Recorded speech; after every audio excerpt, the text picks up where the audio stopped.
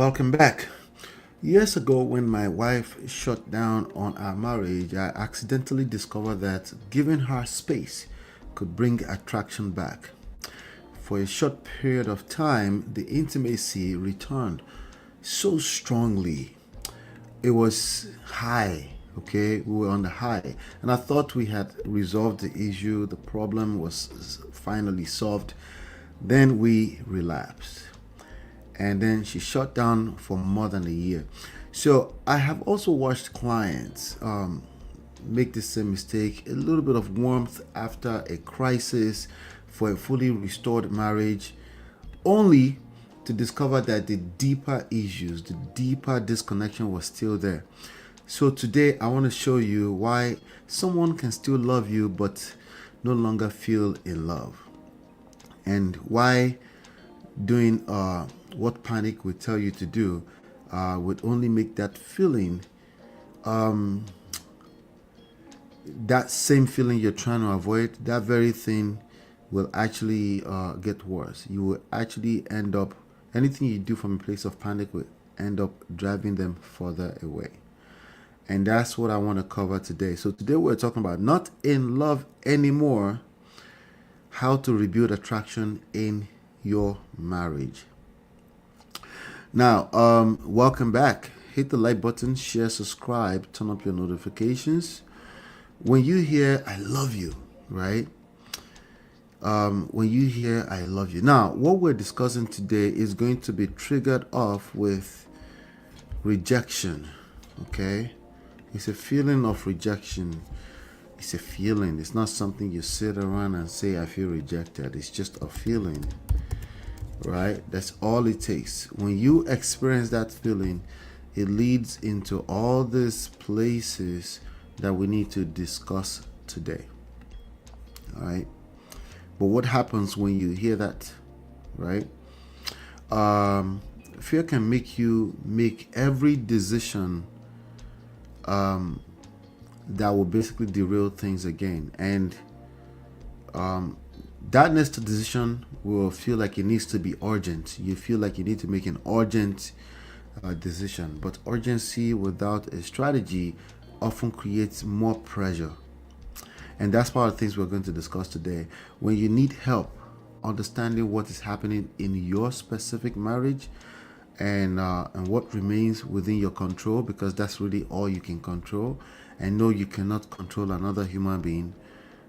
If you need help, you need a support system for that, you can book a private discovery session at getmymarriageback.com/discovery, and we will help you assess the dynamics without promising an outcome or encouraging you to chase someone who is pulling away. Again, let's be careful here. When I say without promising an outcome, really what it comes down to is that we have strategies that work here. Okay, we have tons of clients, we have ourselves, and I'm also going to show you how exciting is that. So it will make sense to you personally before we even continue in this story. So you have rejection. Again, somebody came to you, they said they're no longer in love, and now you're trying to figure out how to rebuild attraction in your marriage. Is it possible? Of course. But by the time we're done with this session today, it will make sense to you. All right? It will make sense to you, and then you could go ahead and execute this as you deem fit. Rejection leads to panic. We're talking about marriage. We're talking about high-stake situation, and where you have committed to a lifetime with this person. And the last position where you feel like you want to be is where you are right now. I understand it. It's not your fault. Well, after you learn what you learned today, we'll reassess if it's your fault or not. Just give me 5 minutes. I'll show you everything you need to know. Panic leads to chasing, okay? So you're going to end up in a panic mode, right? All right. Panic, you can basically put fear in that same position, right? Well, panic is natural. You know, when you feel rejected, panic is natural. The question is that, are you going to yield to it, right? And then what happens? You end up chasing.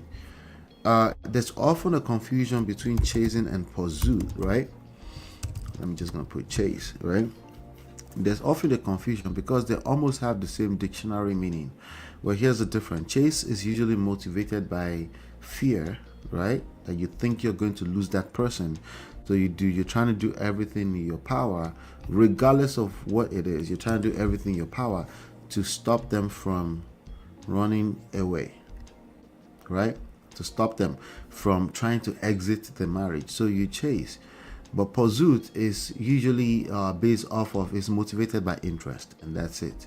And not just your own interest, you're also trying to see if they have interest. There's a difference, right?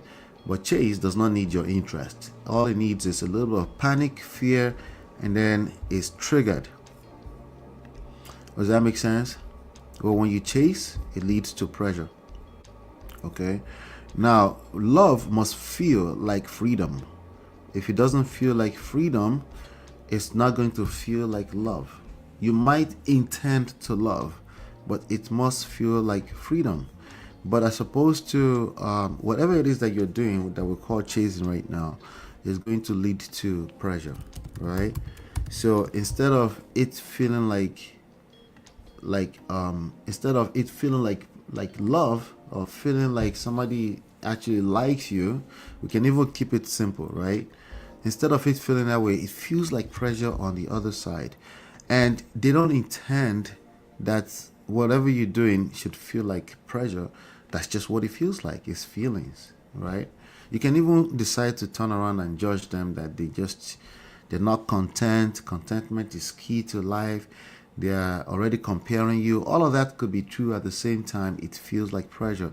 Your focus should be on pressure, because at the end of the day, you want to save this marriage, right? You might choose that you want to spend all your energy holding her accountable. Good luck with that. That comes with pressure.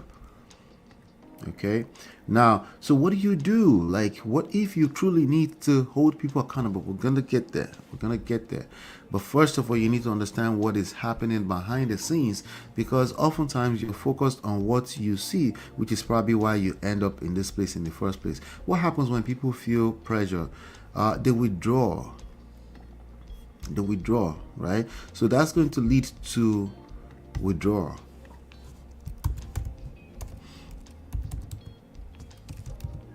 Right? What does withdrawal look like? No, not yet. They're not telling you they're not in love with you yet. Maybe they are, but they tell you they love you. This is where the confusion is coming from, right? So maybe they kind of like love you, but they don't like you. Well, they're not gonna like you if the experience of you comes with pressure. You understand? So when they withdraw, what does that create? That creates distance. That creates distance, right? That's obviously not what you want, right? That's not what you want. You want to reconnect. You want reconciliation. You want reconnection. Maybe you still live in the same house, but it's just, yeah, it's gone. No, you feel it. They don't feel it, right? That's not fun. That's no fun, right? So withdrawal leads to distance. Yeah. Sadly, right? So, and your intentions all the while is good. This is just what is happening behind the scenes. You panic, you chase. You didn't mean to chase. You're just trying to beg them. You're trying to convince them that staying in the marriage is the right thing to do. They want to do the right thing too, right? But they no longer feel it. They no longer feel it. And that circles around. You would think, well, can we go from distance to counseling? Unfortunately, usually that's not how it works. Usually that's not how it works. You know why? Because people, this is what usually happens, guys. Distance leads to more feelings of rejection. Again, keep in mind that what we're talking about here, this rejection thing is not, most of it is not, I'm not in love, right? Most of it that we're describing here is feelings. I'm going to put that right here. It's a feeling. It's a feeling that you are experiencing. You are the rejectee. They are the rejecter. They didn't tell you they rejected you, but nonetheless, you feel it. So you panic, right? And then all of the fear, the natural fear that comes from that place, like, are you about to leave? Are you about to lose your family? Are you about to lose your marriage? What about the children? What about all these different thoughts? What will people say? That's a big one. The embarrassment, right?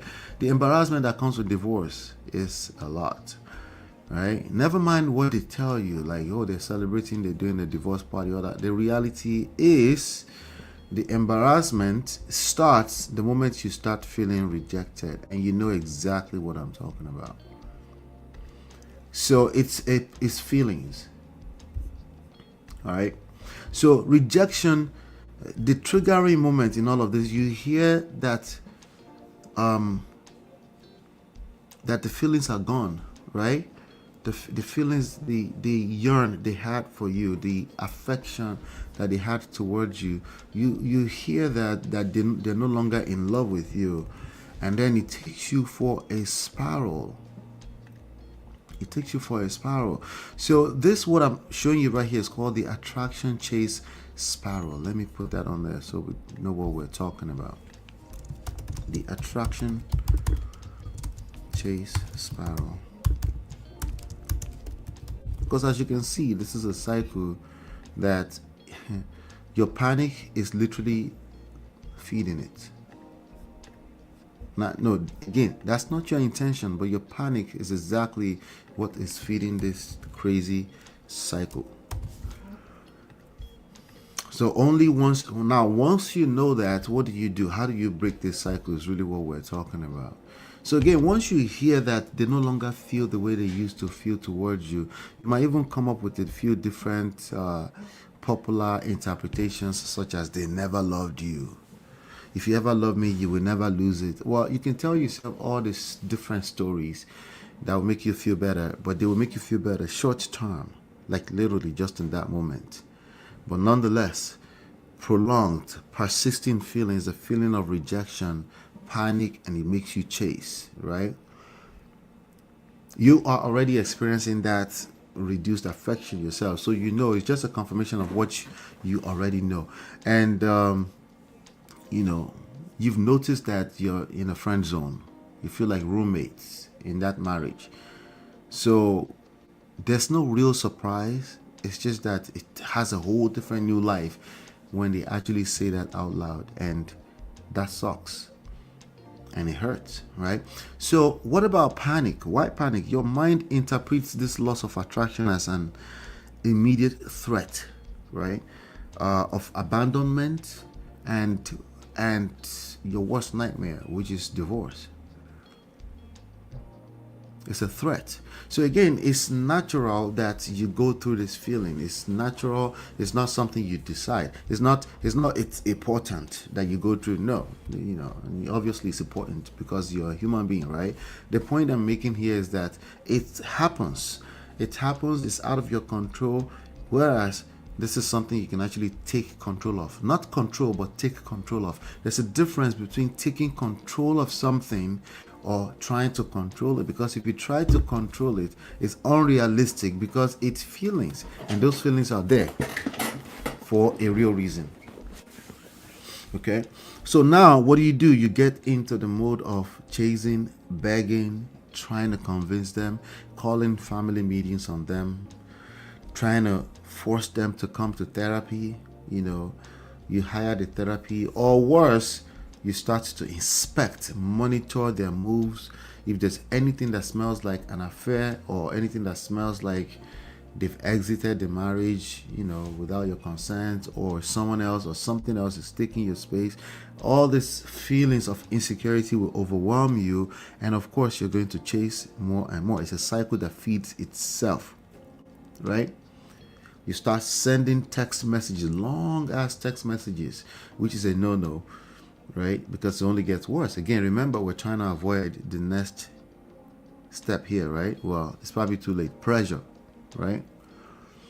You send this long text messages. You have all these long questions. Can we have a talk? Can we talk about the state of our marriage? Every time you try to initiate that conversation, it just gets worse. It comes off as pressure. You over explain everything. You call it, hey, it's just communication. Well, can't we communicate? What's wrong with communication? But you're explaining everything. You've become a lecturer in your own marriage. Sometimes you're like, no, it's not. That's not the kind of person you are. Instead, you buy gifts. Okay, you start buying gifts, hoping that they will change their mind. If you just buy a gift, right? It gets worse when you start apologizing for what you didn't do, right? You say, okay, I'm sorry then. Well, what did I do? Like, you don't even know what you did, but you're apologizing. Why are you apologizing for what you didn't do, right? But it makes sense. You know why? Because you're coming from a place of panic. You're afraid of losing the marriage that you probably already lost, sadly. And that's not the end. Just because you lost the marriage does not mean you can't wake it up, by the way. But if you keep going in that cycle, you keep feeding that cycle, yes, you will push them further and further away. Well, not you pushing them further and further away. It's the pressure, right? You're seeking reassurance. You every other day you wake up, you're looking for reassurance. Guess what those reassurance represents? This reassurance represents pressure, guys. Pressure. You see how that works? Yeah. Pressure. You want reassurance. You just want to make sure, hey, what are we doing? Exactly. It's been months. No intimacy. Right? Well, every time you bring it up, it's additional pressure. Are you wrong for bringing it up? No, you're not wrong for bringing it up. This is a marriage after all, right? So you're not wrong for bringing up intimacy if it's been lacking, but the reality is that what feels like love, right, an effort to you begins to feel like emotional obligation to the withdrawing person. Okay? Emotional obligation. You know how you say duty? A lot of people will say duty, duty, duty, but it's not rooted. They're just talking about surface level stuff like, oh, you're married, so you're supposed to just do the right thing. Well, emotional obligation is not something you're not going to encourage that. It's going to get worse, okay? For the more you talk about it like that, the worse it gets, okay? So what do I mean by the worse it gets? Well, the withdrawal, right? The withdrawal is real.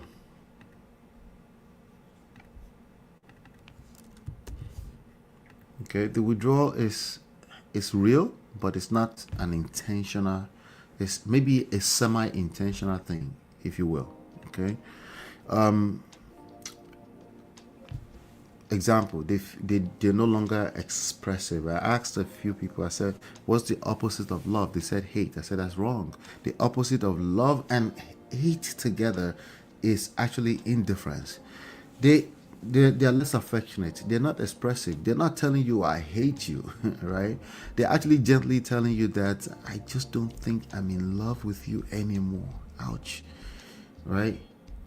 And then they become less available because they're not having fun. It might even be internal battles, but the reality from what you can see is that they're withdrawing, right? And you know why? Why? Well, because maybe they're determined to create some kind of space. Maybe they're actually secretly hoping to find themselves again. Maybe they feel that same thing you're feeling on the inside, but the way they can express it is,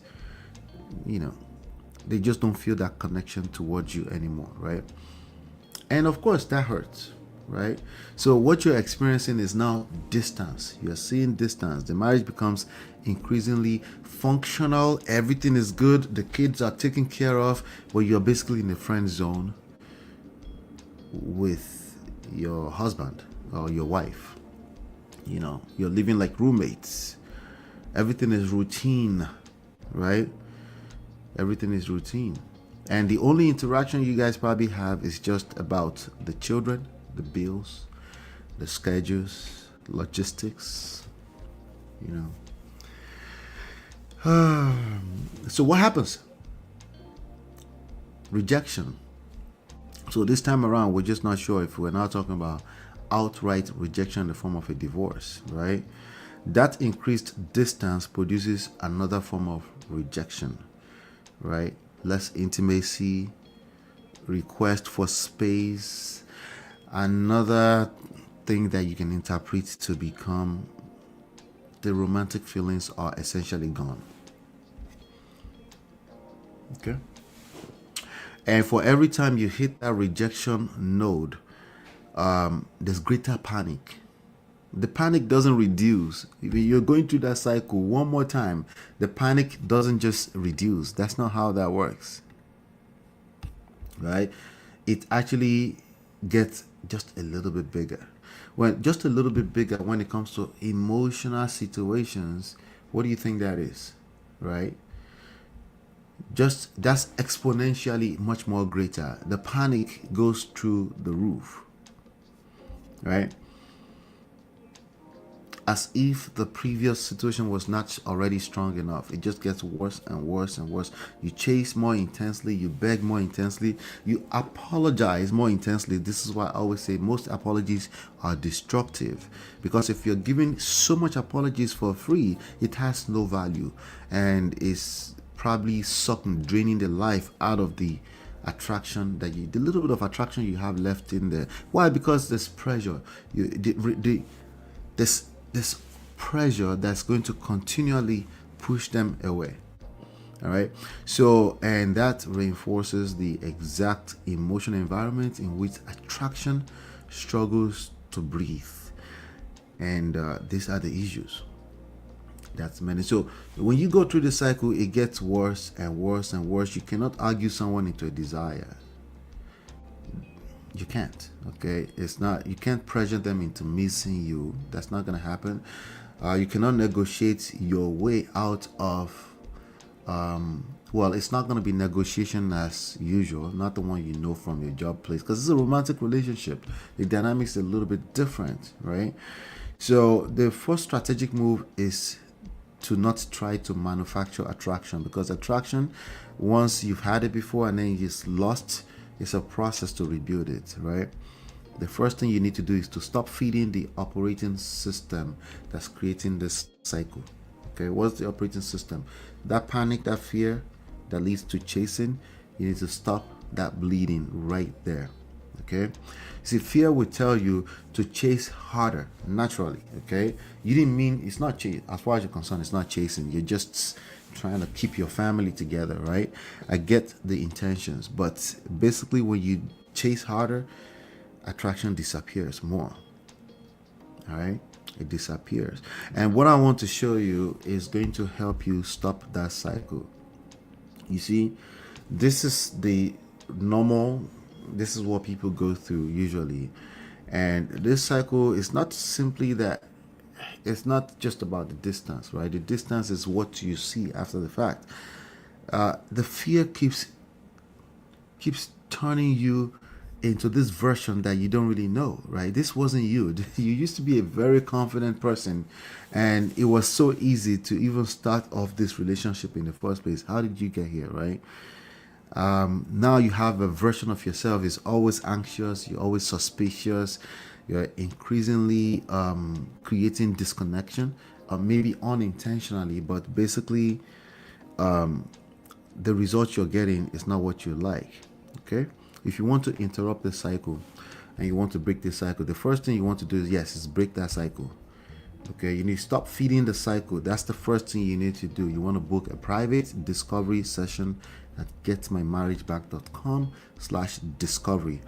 And the purpose is not to control another person's feelings. I promise you. Okay, the main purpose is you. You've lost yourself in this process, and we're going to help you identify the patterns that's operating your marriage at this point, and as unique to your own story, because everybody's story is different, and then we can start choosing the right path. I'm going to show you a universal form of the right path right now, and then we're going to take it from there. Hit the like button, share, subscribe, turn up your notifications so you're notified when we drop videos and go live. Let's keep talking. Not in love anymore.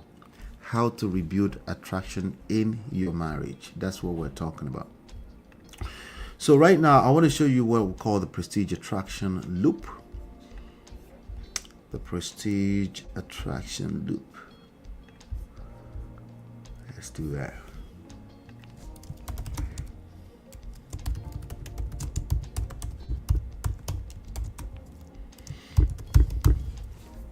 All right.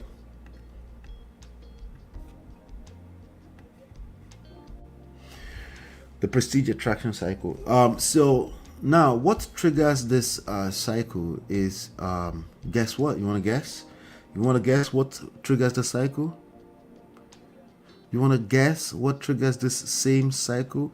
The same thing. Like this is real life, guys. You need to understand this is real life. All marriages start off not knowing what they're doing. Yes, they said I do, but they start off not knowing what they're doing because they don't know what they're getting into. Okay, and even if you told them what they're getting into, they couldn't comprehend it. Okay, they couldn't properly or adequately comprehend what that looks like in real life, right? So they're going to end up in a place at some point where somebody said something is going to feel like rejection. So this same trigger is what we're going to be looking at, right? Because it's not about eliminating life. It's about, in spite of life, how do you win? That's what we're talking about. So you experience rejection. You experience the feeling of rejection. Somebody says to you that, I'm not sure I'm in love with you anymore, right? I think we need some space. Maybe the feelings can magically come back. You're right. Maybe not. Okay, but what do you do in spite of panic and fear? Because panic and fear is real. It's not, you're going to panic naturally as a human being. Okay, fear, right? But let's put that to the side. Okay, what if you came to this platform today and you're part of the Prestige Live, and then you learn that there's something called grounding? What if you learn that there's something called grounding? What do we mean by grounding? I'm going to get to that in a second, right? So now, grounding creates awareness. Okay, you're no longer just operating as a person who just experienced panic, fear, rejection, right? You're like, wait, you don't want to be in this marriage anymore? Okay, say less. Let me know when you change your mind, right? Why would you do that? Well, because you have grounding, right? And now we're talking about awareness. Well, awareness starts with self-awareness, okay? Awareness starts with self-awareness, and then that allows you to be aware of everything else adequately, more accurately. If you lack self-awareness, everything you interpret of events around you in life, somebody says, I no longer love you, they're going to be false interpretation, because the frame of reference, the source of truth, is faulty. It's not grounded. See, the source of truth has issues. If the source of truth has issues, not truth, though, I'm not talking about truth, okay? I'm talking about the source of truth. If the source of truth is faulty, your sense of awareness is going to be faulty. Your interpretations are going to be off. So even when another human being is struggling with their ability to commit to a marriage they committed to, you're going to interpret that as self-inadequacy, right? And that's going to shoot self-confidence in the foot.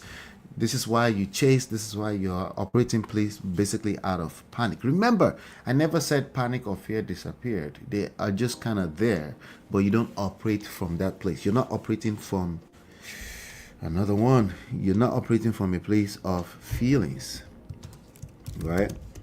It's very hard. It's easier said than done, which is why you need a supporting system for this kind of stuff, typically, okay?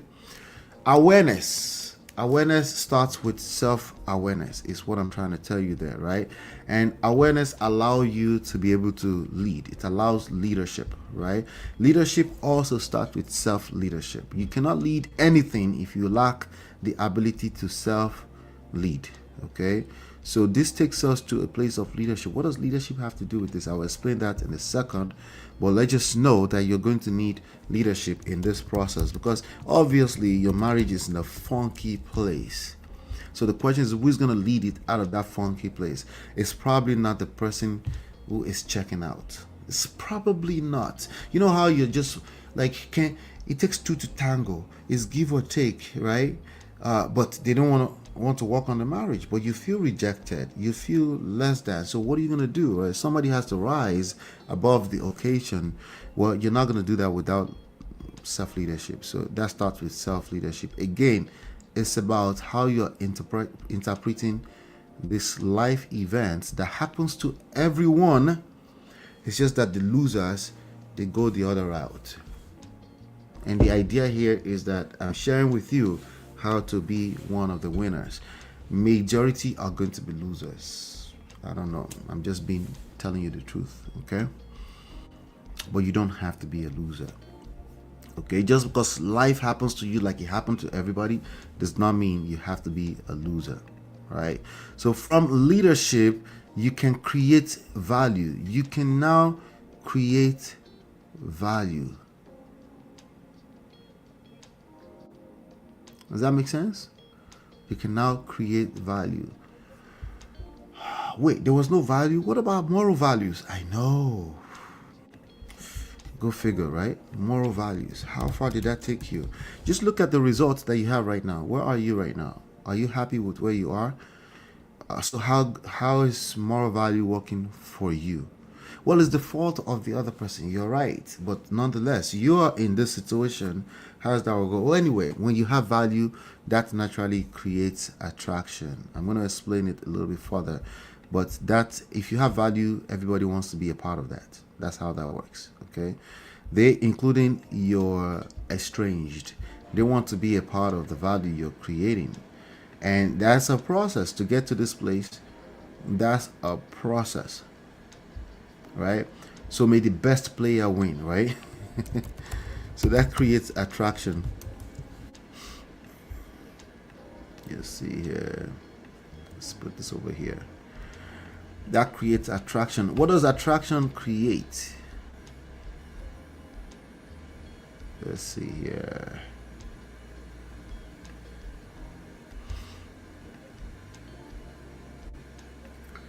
You can finally come back to a place of stability, guys. Yeah, okay. Let me see. Tendo Gloria, sorry about I missed this comment. Say it's not even marriage here, just a normal relationship, but it sucks. I can't even imagine marriage. Yeah, it's real. Shout out to you. Attraction leads to stability. I'm talking about marriage now, of course, but you're right. The same thing is applicable at any stage of a romantic relationship, right? So when you feel a sense of connection back to your partner, and because there's attraction now, that gives you a sense of stability. But to get to that place of stability, we needed to avoid all of that panic path, that fear path. We needed to avoid that, and it's difficult to do that. It's easier said than done. The path I'm showing you right now is easier said than done, but it's doable. And if you're aware of it, then it makes it a little bit easier. You now know the path to take if you ever find yourself in a place where somebody say, I no longer love you, I'm no longer in love with you. You now know that the worst thing you can do is start chasing or start moving from a place of panic. You need grounding first, because if you attempt awareness without grounding, it will fail, because there's no foundation for it. It will fall apart. You might even build a little bit. It's like a Lego. It will fall apart. All you need is one little bit of trigger. One morning, she moved her face a certain way, or he, right? Your partner moved their face a certain way, and then you're like, wow, how did we get here? The marriage is gone. Like you feel an intense feeling of rejection, and then you're triggered all over again. It will fall apart if it's not grounded, is the point I'm making here, guys. All right. And stability represents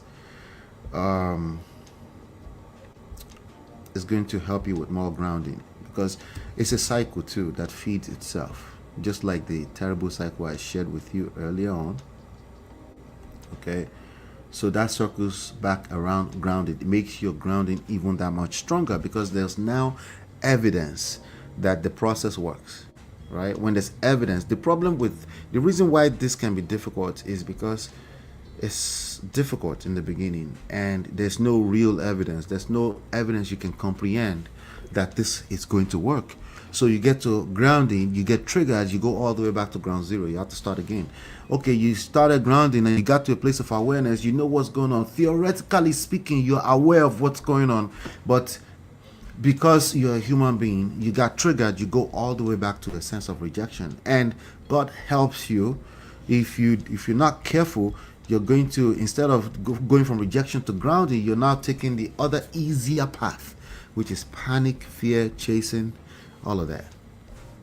All right. So there's this crazy path from every, like if you could get triggered back to rejection easily from any one of these guys, from any stage here. You could be at the leadership stage. Sadly, there's an easy path. There's an easy path that goes right back to rejection. Right? I know.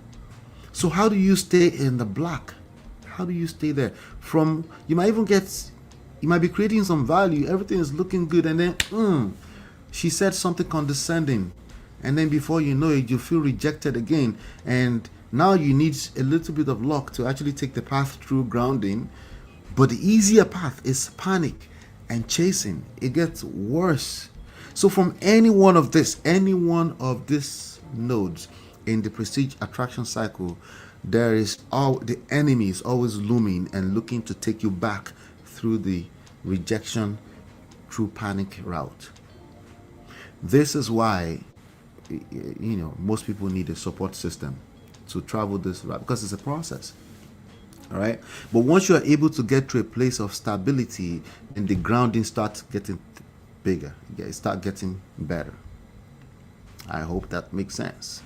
So the first on the element here that we're dealing with is rejection, right?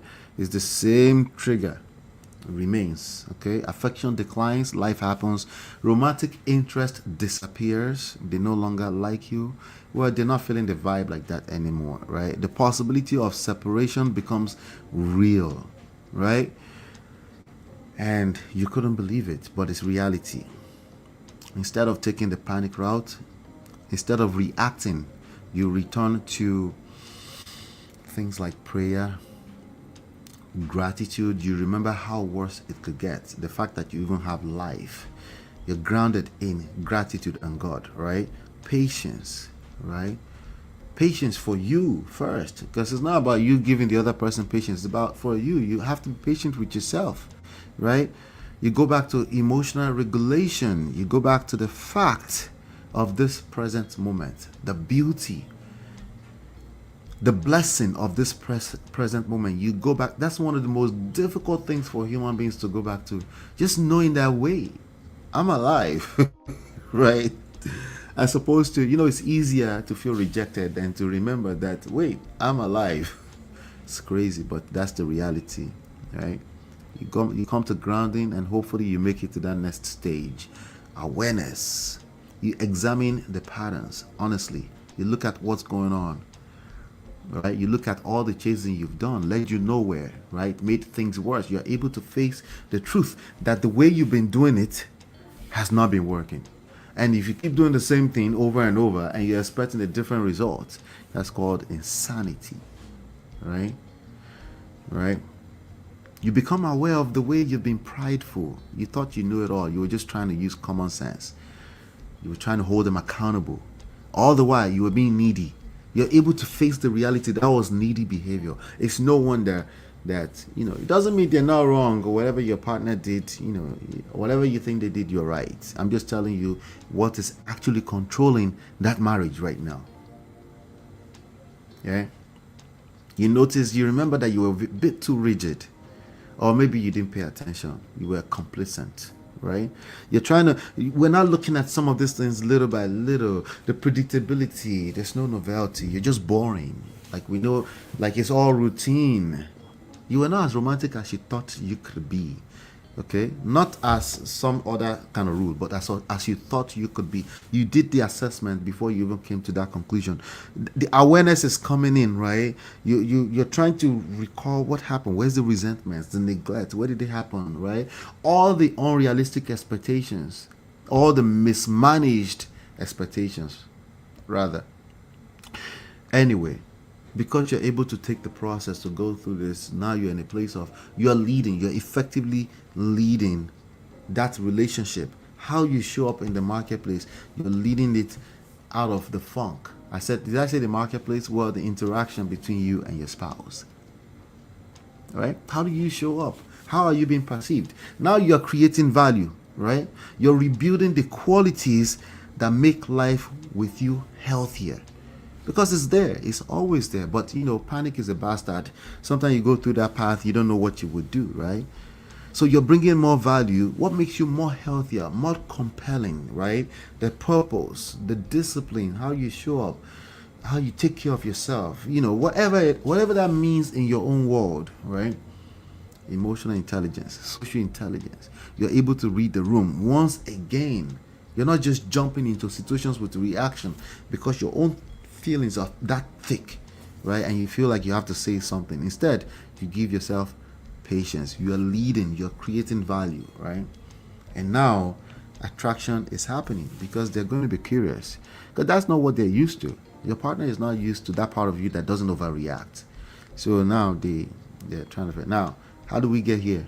It's a process. It's difficult because the real things happened that triggered you, that made you feel rejected. Even before the rejection, there were some real things that happened in real life, and those things needed or even still needs to be addressed. But you couldn't get there because everybody is operating from their place of feelings, right? And then you have stability, and then you're able to make the grounding, okay? When another rejection, delay, confusing interaction occurs, stability brings you back to grounding rather than panic. Okay, and that healthy cycle starts to build all over again. Eventually, the other stuff will disappear. It's easier said than done. Okay, the cycle does not depend on the other person rewarding every positive change. You're no longer dependent on them because it's grounded. Because if you depend on them, the moment they are still going, maybe even they're even trying to help, but depending on them is additional pressure. Remember, we're trying to avoid pressure. Okay, exactly. So the goal is not to perform this temporary, we're doing this, right? Showing you this kind of stuff right now. I'm telling you that this works, okay? It's just that you have to work it. All right, the goal is to become grounded, much more valuable, emotionally disciplined, and sustainable enough to create the best possible environment for reconciliation. If the environment is not conducive for reconciliation, it's not going to happen. And the more you try to justify, the more you try to moralize it, the more you try to manipulate them with morals into doing the right thing, the worse it's going to get.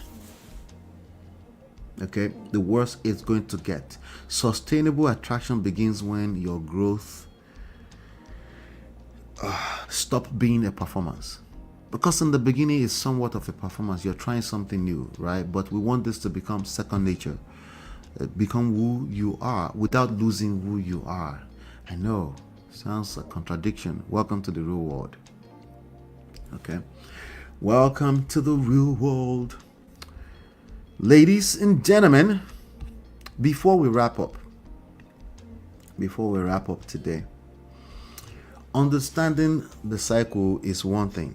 Applying it while you're living it, or living with all the mixed signals that come with all of this, the separation, children, resentment, right?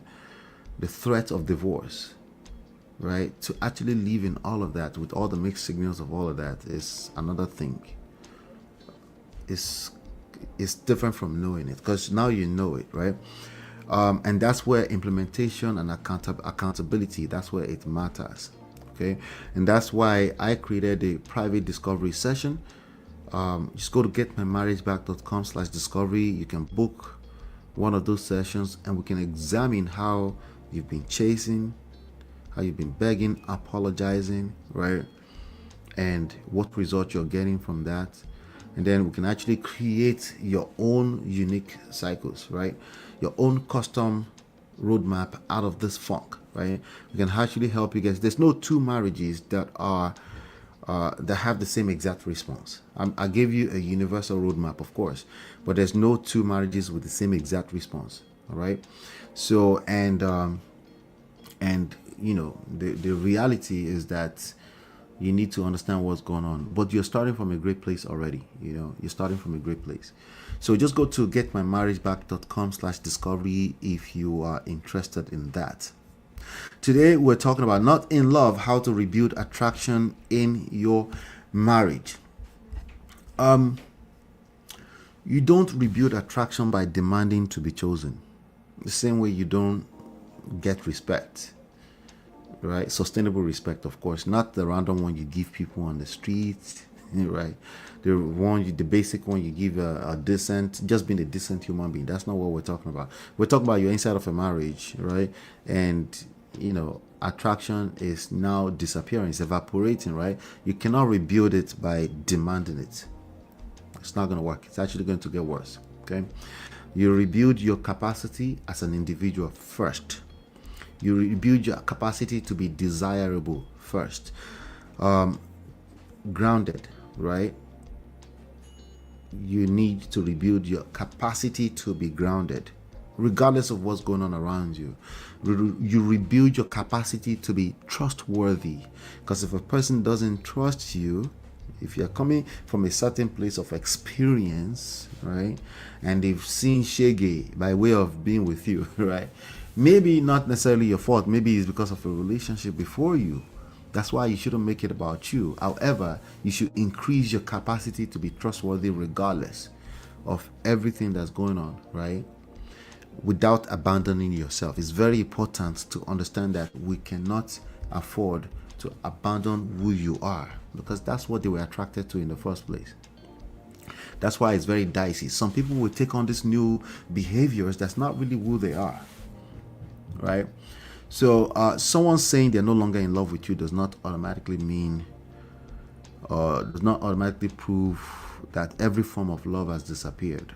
Okay, that's just how they feel now. Okay, it's a temporary feeling. It's up to you if it becomes permanent or not. Believe it or not, it's completely up to you if it becomes permanent or not. I'm talking about someone you're married to, somebody that used to be in love with you. That's what I'm talking about. I'm not talking about anything else. If they were never in love with you, that's a different story entirely. That's a different ballgame. But even at that, the fact that they came to be with you counts for something, right? Usually when they say that, it means that care, history, companionship, all those things are still there, but the romantic attraction, the butterflies, right, the feeling they would like to have is not there, right? It's deteriorated. That's what they're trying to say. So that attraction, you're not going to rebuild it through debating them, arguments, panic, re-explaining yourself, repeatedly asking for reassurance. That's actually going to make it. That's all pressure, okay? That's pressure. It looks like it's devotion from your end, but you're basically adding pressure, and it shows that you don't know what you're doing if you're doing that. So